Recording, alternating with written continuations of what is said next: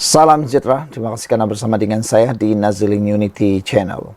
Adakah ini akan menamatkan karier politik Muhyiddin Yassin? Adakah ini yang akan menyebabkan Muhyiddin Yassin kehilangan jawatan sebagai Presiden Parti Bersatu? Hari ini diberitakan, penganalisis mengatakan buka pertandingan top 5 untuk kukuhkan Bersatu. Syahza Shukri dan James Chin berkata calon seperti Azmin Ali dan Hamzah Zainuddin akan meningkatkan kumpulan bakat dalam Bersatu dan menangani kebimbangan akar umbi. Bersatu akan mendapat manfaat dengan membenarkan pertandingan terbuka untuk 5 jawatan tertinggi parti yang kini terhad kepada ahli majlis pimpinan tertinggi 2 penggal, kata penganalisis politik. Syahza Shukri dari UIAM berkata, Bersatu akan membangunkan kumpulan bakat yang lebih luas untuk mengukuhkan parti jika tokohnya seperti Ketua Penerangan Azmin Ali dan Setiausaha Agung Hamzah Zainuddin bersaing untuk jawatan tertinggi. Dengan adanya Azmin mengambil kira peranannya dalam kejayaan Bersatu di Selangor, mungkin akan memberi manfaat kepada parti, katanya kepada FMT. Azmin selaku Ketua Perikatan Nasional PN Selangor mengetuai gabungan itu untuk membuat kemajuan besar pada PRN tahun lepas di Selangor, memperoleh 22 kerusi, semuanya dalam kawasan majoriti Melayu, meningkat daripada 5 kerusi sebelum ini. Syahza berkata Azmin akan menambah tambahan hebat kepada kepimpinan parti memandangkan pengalamannya sebagai bekas Menteri Hal Ehwal Ekonomi dan Menteri Besar Selangor. Beliau juga cukup disenangi rakyat seperti yang ditunjukkan oleh kemampuannya memenangi kerusi sukar seperti Hulu Kelang. Azmin menewaskan Juwairia Zulkifli dari Pakatan Harapan dengan 1.617 undi di kerusi Hulu Kelang pada pilihan raya Parlimen November tahun 2022. Kerusi itu dengan pengundi majoriti Melayu telah disandang PH selama 2 penggal berturut-turut. Syahza menambah bahawa mempunyai pemimpin baharu yang mempunyai kelayakan lebih kukuh untuk mengisi jawatan tertinggi parti boleh membantu Bersatu mendapatkan kedudukan lebih setara dalam PN. Pada Rabu, ahli akar umbi Bersatu meminta kelonggaran dalam pencalonan untuk 5 jawatan tertinggi parti. Mereka melahirkan kebimbangan masa depan parti itu selepas prestasinya buruk dalam beberapa PRN dan kekalahannya baru-baru ini dalam PRK Kuala Kubu Baru. Perlembagaan baharu Bersatu menyatakan bahawa hanya ahli yang pernah menjadi ahli majlis pimpinan tertinggi atau ketua bahagian selama 2 penggal penuh layak bertanding jawatan 5 tertinggi.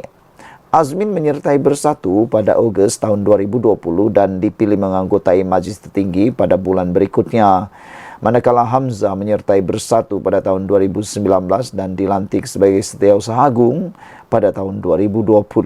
Kedua-duanya pada masa ini tidak layak untuk bertanding jawatan 5 tertinggi. Penganalisis politik James Chin dari University of Tanzania berkata gesaan ahli akar umbi menunjukkan ahli mahukan tokoh yang lebih kuat seperti Hamzah dan Azmin untuk menerajui parti. Jelas sekali akar umbi Bersatu tidak berpuas hati dengan kepimpinan sekarang, katanya. Chin berkata Presiden Bersatu Muhyiddin Yassin mengubah pendirian selepas menawarkan untuk meletakkan jawatan setelah meninggalkan rasa kurang senang kepada ahli. Muhyiddin mengumumkan pada Kongres Parti tahun lepas akan meletak jawatan, namun menarik balik kenyataan itu sehari kemudian selepas berkata beliau berubah fikiran selepas berbincang dengan istrinya.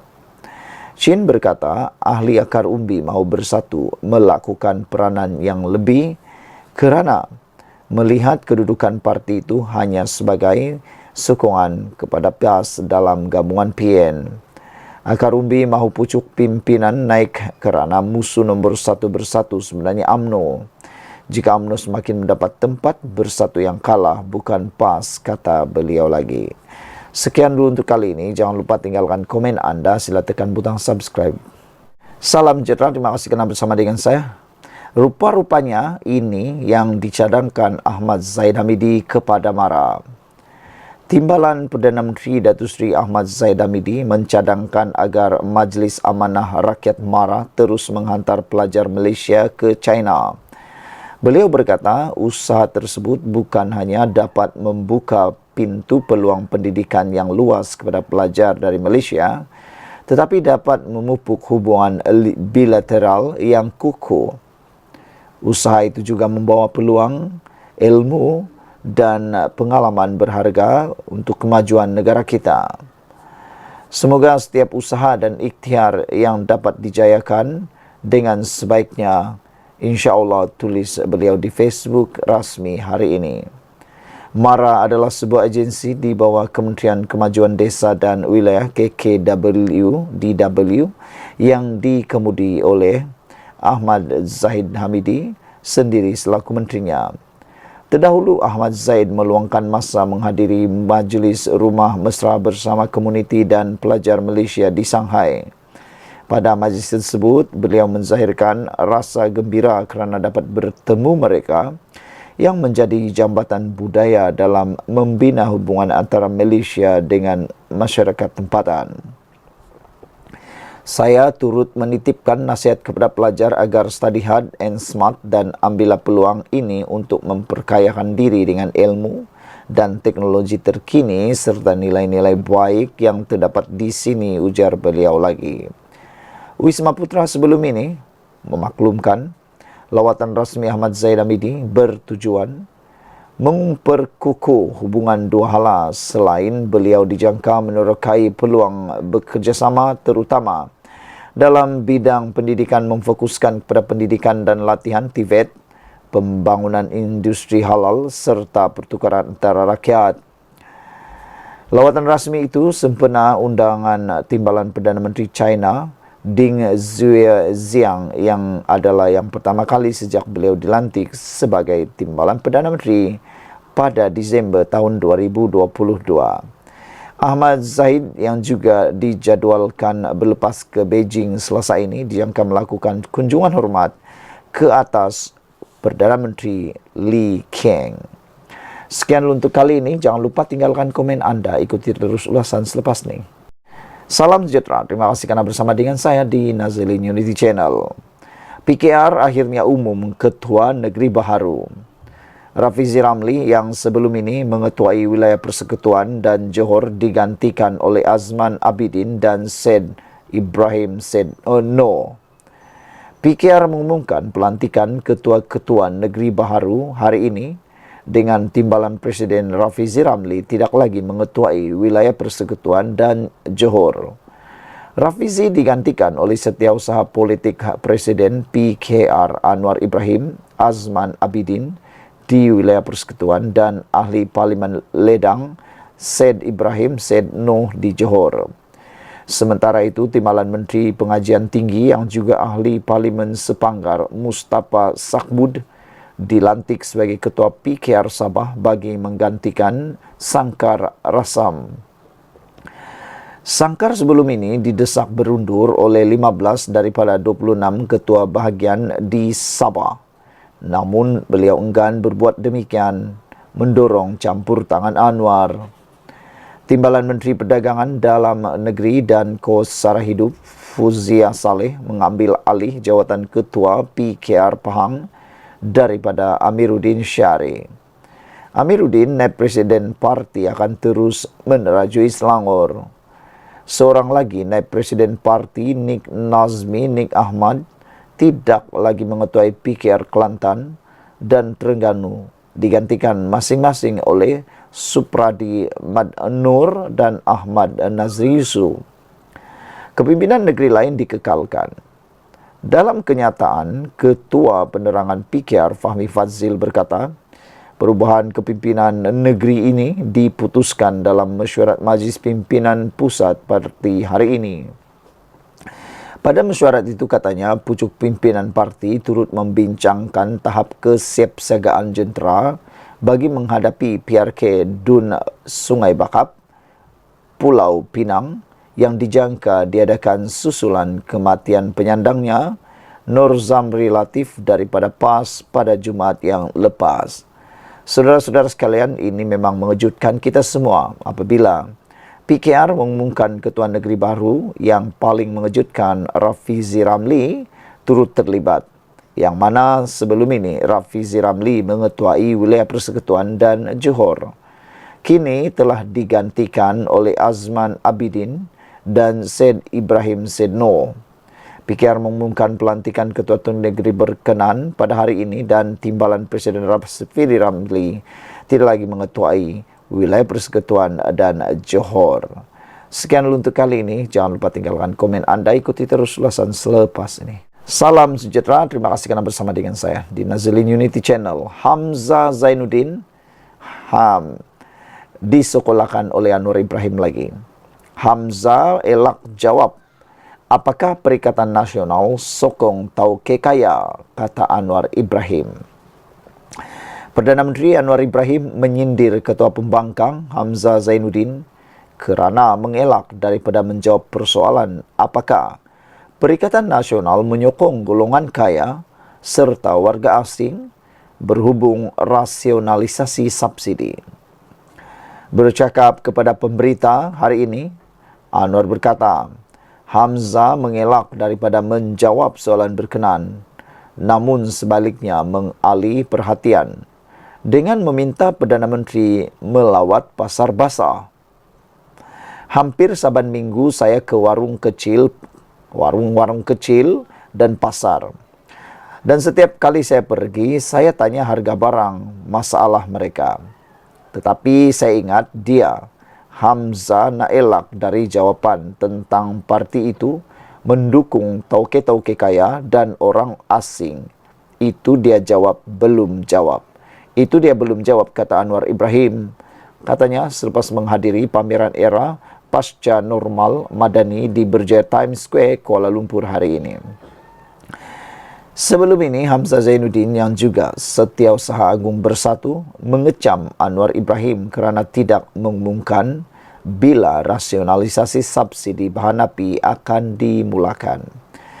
Hamzah turut meminta Anwar Ibrahim supaya melawat pasar basah di sekitar ibu negara bagi meninjau kenaikan harga barangan yang memberikan kesan terhadap orang ramai.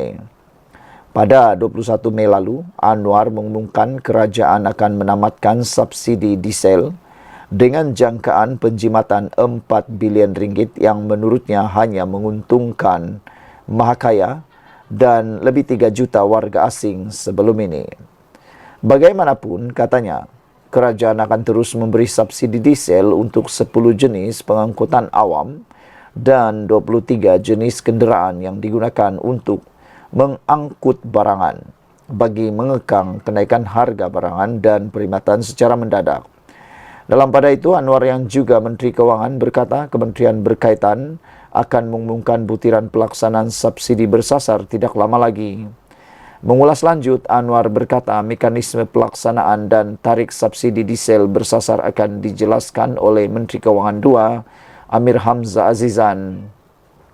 Menteri Kewangan kedua akan beri penjelasan dalam masa singkat. Ini bukan semua PM lakukan. Saya beri gambaran kerangka besar. Kemudian akan ada tindakan susulan. Sebab itu saya kasih tahu antara dasar dan titik bengik, katanya lagi. Sekian dulu untuk kali ini. Jangan lupa tinggalkan komen Anda. Ikuti terus ulasan selepas ini. Salam sejahtera. Terima kasih kerana bersama dengan saya di Nazilin Unity Channel. Khairi Jamaluddin kembali semula kepada UMNO. Khairi Jamaluddin diterima semula kepada UMNO. Itu persoalan yang besar kita terima petang ini selepas satu berita kita terima yang paling ditunggu-tunggu. Ramai netizen sebenarnya yang berharap supaya Khairi Jamaluddin kembali semula kepada UMNO, diterima semula oleh UMNO supaya dapat menghidupkan semula UMNO. Tiada yang mustahil apabila Khairi Jamaluddin masuk dalam UMNO dan tiada yang mustahil untuk beliau kembali. Hari ini dikabarkan dan disahkan UMNO sedia beri peluang kedua kepada bekas ahli. Wow, ini yang paling mengejutkan kita. Antara ahli-ahli UMNO yang pernah dipecat ialah bekas Ketua Pemuda UMNO Khairi Jamaluddin dan bekas Ketua Penerangan UMNO Selangor Isyam Jalil. Manakala bekas Naib Presiden UMNO Hishamuddin Hussein dan bekas Ketua Penerangan UMNO Sahril Sufian Hamdan pula digantung keahlian mereka. Adakah 4 peribadi ini akan kembali semula kepada UMNO? Ramai yang mengharapkan supaya mereka kembali dan dapat menghidupkan sekali lagi UMNO. Ahli Majlis Kerja Tertinggi UMNO Jalaluddin Alias berkata, parti itu bersedia menerima bekas pemimpin dan ahli parti yang telah disingkirkan sebelum ini. Jamaluddin yang juga pengerusi Badan Perhubungan UMNO Negeri Sembilan berkata, ini kerana ada di kalangan mereka yang disingkirkan selepas proses pemutihan mahu menjadi ahli UMNO semula selepas melihat keadaan parti itu ketika ini. Di Negeri Sembilan, Setiausaha UMNO Negeri dan bahagian sudah diarah membuat tapisan setiap permohonan yang dibuat bagi memastikan mereka yang masih mempunyai kecenderungan dan kesetiaan kepada parti diambil semula sebagai ahli. Proses pemutihan dilakukan parti sebelum ini bertujuan membersihkan parti daripada mereka yang tidak berminat lagi dengan UMNO dan beranggapan parti itu akan menjadi lemah, katanya seperti dilaporkan Berita Harian. Jalaluddin ditemui selepas merasmikan persidangan UMNO Cawangan Amar Penghulu di Dewan Budaya Kampung Amar Penghulu di Jelebu semalam.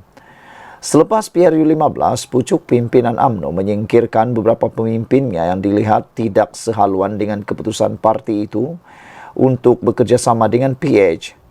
Antara yang dipecat ialah bekas Ketua Pemuda UMNO Khairi Jamaluddin dan bekas Ketua Penerangan UMNO Selangor Isyam Jalil. Manakala bekas Naib Presiden UMNO Hishamuddin Hussein dan bekas Ketua Penerangan UMNO Sahril Sufian Hamdan pula digantung keahlian mereka.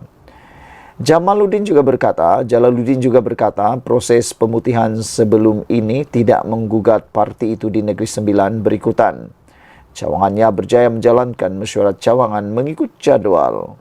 Katanya, ada bahagian seperti di Jelebu menyaksikan pembukaan cawangan baru sekaligus menambah jumlah ahli UMNO. UMNO sudah melalui pelbagai dugaan dan cabaran dan dilanda pelbagai masalah. Tetapi keistimewaan parti ini adalah apabila dilanda masalah, ia mempunyai kaedah tertentu mengatasinya, kata beliau lagi. Sekian dulu untuk kali ini, ikuti terus ulasan selepas ini. Salam sejahtera. Kita ingin mengucapkan tahniah syabas atas kemenangan Anwar Ibrahim ini. Saya boleh kata Anwar Ibrahim telah mengalahkan Mahathir Mohamad, Ismail Sabri Yaakob, Muhyiddin Yassin, bahkan termasuk Najib Tun Razak. Anwar Ibrahim mengalahkan 4 sosok pribadi Perdana Menteri Malaysia sebelum beliau. Ini apabila seorang pemimpin Islam telah mengatakan Anwar mempunyai pendirian terhormat yang gagal dilakukan pemimpin Islam lain. Sejak Perdana Menteri Datuk Seri Anwar Ibrahim secara terbuka mendedahkan kepada dunia mengenai pertemuannya dengan pemimpin Hamas Ismail Haniyeh, ia mendapat perhatian masyarakat antarabangsa termasuk negara-negara pro-Israel. Ketika sesi persidangan antarabangsa mengenai masa depan Asia ke-29 persidangan Nikkei di Tokyo semalam, Anwar dihujani pertanyaan mengapa beliau melakukan pertemuan tersebut dengan Hamas. Dalam persidangan itu, Anwar secara tegas mengatakan pertemuan itu bukan satu kesalahan, malah beliau berani mengakui pemimpin Hamas adalah rakannya. Ucapan Anwar tersebut meluas, menarik perhatian banyak pihak, termasuk Mufti Perlis, Datuk Muhammad Asri Zainul Abidin. Muhammad Asri yang lebih dikenali sebagai Dr. Mazza berkata, apa yang dilakukan oleh Perdana Menteri Malaysia ini sebenarnya telah merentasi kepentingan politik dirinya. Satu pendirian terhormat yang gagal diambil oleh pemimpin-pemimpin Muslim yang lain, tulis beliau. Semoga Allah memberikan kekuatan kepada beliau dan mengukuhkan langkah-langkah beliau, titipnya dalam satu hantaran di Facebook. Malaysia adalah antara negara lantang mengutuk kekejaman Zionis dan menyokong usaha ke arah penubuhan negara Palestin yang merdeka dan berdaulat. Saudara-saudara sekalian, dengan pengakuan daripada Dr. Maza, Mufti Perlis ini, maka terbukti Anwar Ibrahim jauh melebihi, jauh meninggalkan kekuatan, bahkan keberanian pemimpin-pemimpin Islam yang lain, termasuklah Tun Mahathir Mohamad. Meskipun Tun Mahathir Mohamad telah menjadi Perdana Menteri sebanyak 2 kali selama 22 tahun, tetapi beliau, menurut penganalisis ini, beliau kata Mahathir tidak dapat menandingi kehebatan Anwar dari segi memperjuangkan Islam di antara bangsa. Ini buktinya mudah apabila Anwar Ibrahim telah disenaraikan antara 10 pemimpin terbaik atau pemimpin Islam terbaik di dunia dan yang paling berpengaruh. Ini hanya dicapai, diiktiraf kepada Anwar Ibrahim. Pemimpin Islam yang lain tidak pernah diberikan pengiktirafan sedemikian rupa. Jadi kita nak ucapkan tahniah, syabas kepada Anwar Ibrahim. Tapi itulah kadang-kadang kita pun Hairanlah kan, masih ramai lagi yang mencerca Anwar Ibrahim dengan pelbagai cercaan yang tak baik. Ada yang kata tidak memperjuangkan Islam. Walhal Anwar Ibrahim sendiri telah diakui dunia dan telah diakui juga oleh Mufti Perlis ini sebagai mempunyai pendirian terhormat yang gagal dilakukan pemimpin Islam lain. Sekian dulu untuk kali ini. Jangan lupa share video ini, tinggalkan komen anda. Kita jumpa lagi. Salam sejahtera. Ini berita paling teruk dan paling buruk malang yang diterima oleh Perikatan Nasional. Menurut UMNO, sudah ada tanda-tanda Perikatan Nasional nak melingkup. Kenyataan Mursyidul Ampas untuk meletakkan calon di kesemua kerusi milik ahli bersatu yang berpaling tada memberi petanda Perikatan Nasional bakal melingkup. Seperti yang saya sudah katakan dalam analisis saya semalam, saya kata selepas pengumuman oleh Mursyidul Ampas itu, yaitu mereka bersedia untuk meletakkan calon di 6 kawasan ahli parlimen yang berpaling tada, saya kata itu petanda bahawa PAS sudah tidak lagi meyakini kekuatan bersatu. Hal ini kerana bersatu telah kalah di PRK Kuala Kubu Baru baru-baru ini. Ada yang kata kalau calon PAS yang mungkin diletakkan di sana, besar kemungkinan mereka akan menang. Perikatan akan menang. Ditambah pula, ramai yang berpendapat dan bersetuju bahawa kekuatan sebenar Perikatan Nasional bukan pada bersatu, tetapi pada PAS.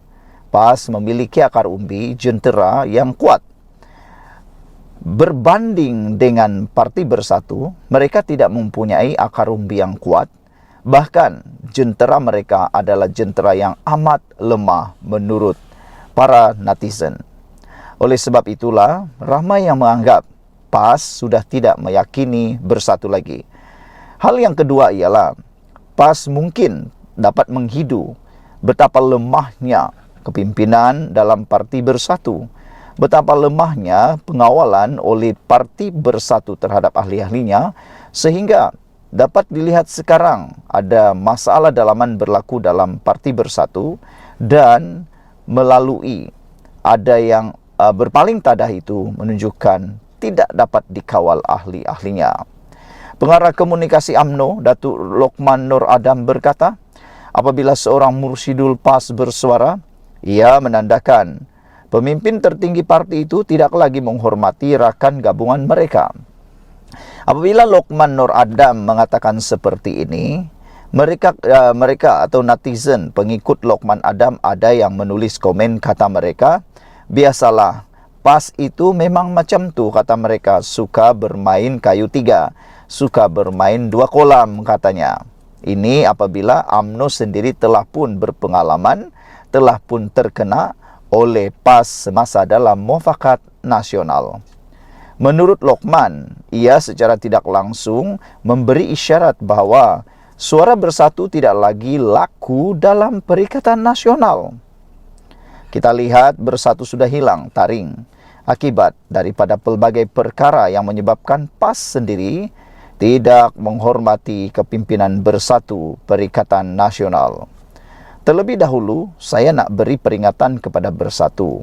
Bila Mursyidul Ampas ini mula buka mulut, ini bermakna Suara Bersatu dah tak laku lagi. Inilah gambaran jelas bibit awal kehancuran Perikatan Nasional, di mana suara Mursyidul Ampas mendahului pengerusi Perikatan Nasional, iaitu Tan Sri Muhyiddin Yassin, katanya dalam ulasan terbaru menulis video di Facebook. Ini benar, kata penganalisis politik, benar, kerana Perikatan Nasional pengerusinya ialah Tan Sri Muhyiddin Yassin. Sepatutnya peletakan calon di kerusi yang akan kosong nanti bukan ditentukan oleh Mursyidul Ampas, tetapi akan diumumkan oleh pengerusi Perikatan Nasional. Buat apa lagi Muhyiddin sebagai pengerusi Perikatan Nasional kalau pengumumannya dibuat pula oleh Mursyidul Ampas? Lebih baik Mursyidul Ampas itu yang menjadi pengerusi Perikatan Nasional. Jadi, ada kebenaran apabila Lokman kata Suara Bersatu sudah tidak laku lagi di Perikatan Nasional. Terdahulu PAS menyatakan kesediaannya untuk meletakkan calon di 7 kerusi milik Bersatu sekiranya pilihan raya kecil PRK diadakan. Di kerusi berkenan, ekoran tindakan ahli parti itu menyatakan sokongan kepada Perdana Menteri mengulas lanjut. Lokman kata, kenyataan tersebut menandakan bahawa parti itu tamak haloba. Beliau berpendapat PAS tidak lagi meyakini rakan gabungannya mampu memberi saingan hebat kepada kerajaan perpaduan jika pilihan raya kecil diadakan di kerusi berkenaan. Ini jelas menunjukkan PAS dah tak hormat Bersatu. Malulah Din, kata Lokman. Takkanlah nak biarkan semua kerusi yang sebelum ini dimiliki Bersatu, tiba-tiba semua PAS nak bertanding. Dia nak rampas semua. Bayangkan betapa tamak halobanya PAS ini.